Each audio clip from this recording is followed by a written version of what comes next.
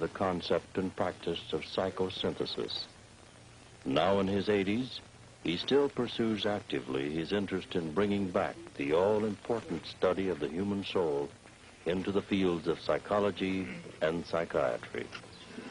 Would you tell us, Doctor, your reason for developing the techniques of psychosynthesis?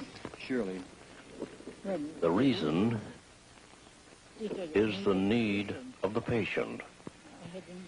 I have studied the theoretical techniques and then applied them and see if they fit.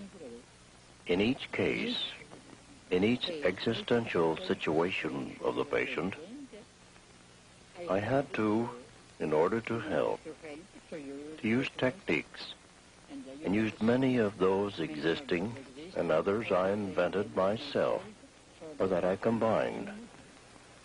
It all starts from the living reality, from the situation, the immediate situation.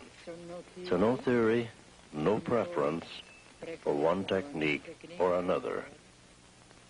In a sense, I say, all depends on who applies it, chiefly the theory, to whom he applies it, how he applies it, and at what moment at which he applies it.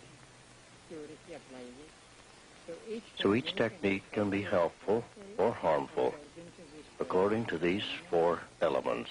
See what I mean? So that gives a great freedom and pliability. But of course that requires intuition and great practice. But it's easy. I think it's a good policy that it corresponds to inclusiveness of psychosynthesis. I try to get the core and the vital part of any teaching, verbal or written. In a sense, our chief teachers have been the patients. This is exactly the same thing a Zen Buddhist monk said to me. It's my patients that are my teachers, yes. So, Meaning putting together simply a synthesis that is combining into a harmonious whole of disparate elements. But it is organic unity. That is not uniformity, not fitting into a system. It is an organic unity in which each element keeps its own individuality and function. I think that the healthy human body or animal body is a perfect example of biosynthesis. Each cell and each organ, each apparatus concur to the preservation and development of life. In a unanimity for that. But the heart cell remains the heart cell, and the liver cell remains the liver cell. They don't mix. Would you tell me, Doctor, your definition of psychosynthesis? Psychosynthesis is essentially an attitude. The attitude of the teacher or the healer or therapist to life in general, a rapport or an interplay with patient or pupil. And it is, as in a general sense, the attitude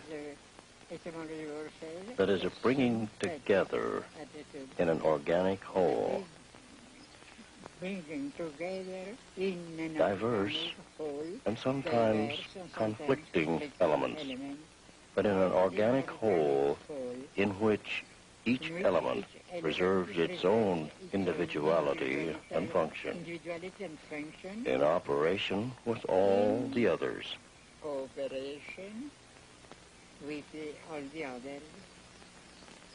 And the faithful human body is a perfect example of biosynthesis. That is, each cell, each organ, each apparatus concurs to the general health, the vitality of the whole organism. but each completes its own function more or less independently, up to a certain point, independently, but in unison. By that, I mean organic unity.